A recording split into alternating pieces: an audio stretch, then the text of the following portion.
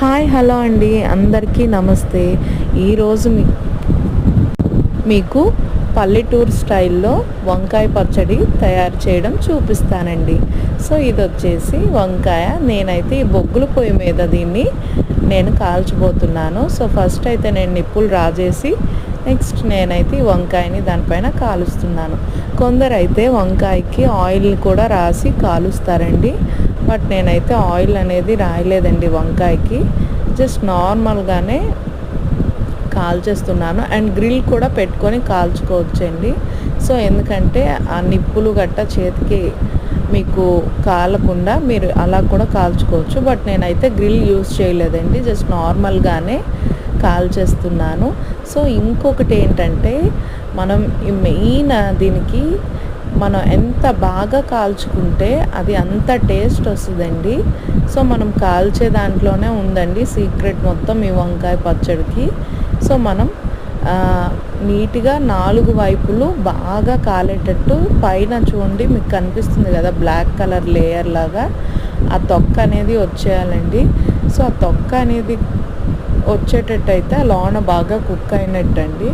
So వంకాయని మనం ఇలా నొక్కి చూస్తే అది ఇంకా కొంచెం గట్టిగా ఉందండి. సో ఇంకా కాలాలండి వంకాయ అనేది. సో ఒక్కొక్కసారి మూటుకు అనేది కూడా ఊడిపోతుందండి బాగా కాలితే.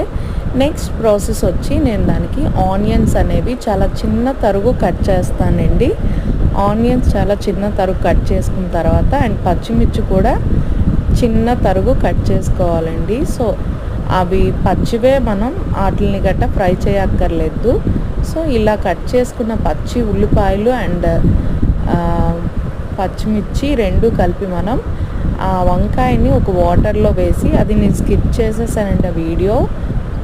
సో మనం వాటర్లో వేస్తే తొక్క అనేది వచ్చేస్తుంది. సో నెక్స్ట్ ఆ బౌల్లో వేసి దాన్ని మనం స్మాష్ చేసి అందులో ఉల్లిపాయలు పచ్చిమిరపకాయలు వేసుకోవాలండి.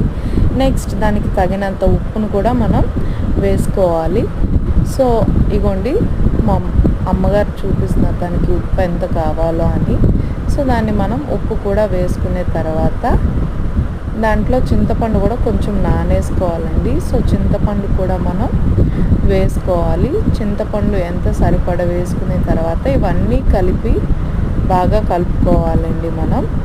సో కలుపుకునే తర్వాత దానికి నేనైతే టేస్ట్ చేస్తున్నానండి ఎలా ఉందో ఏంటో అని. ఇంకా సో అన్నీ సరిపోయా లేదని టేస్ట్ చేశాను, నాకైతే అన్నీ సరిపోయి. నెక్స్ట్ వచ్చేసి ఇంకా పోపు వేసుకోవాలండి. సో పోపు వేయడానికి ఫస్ట్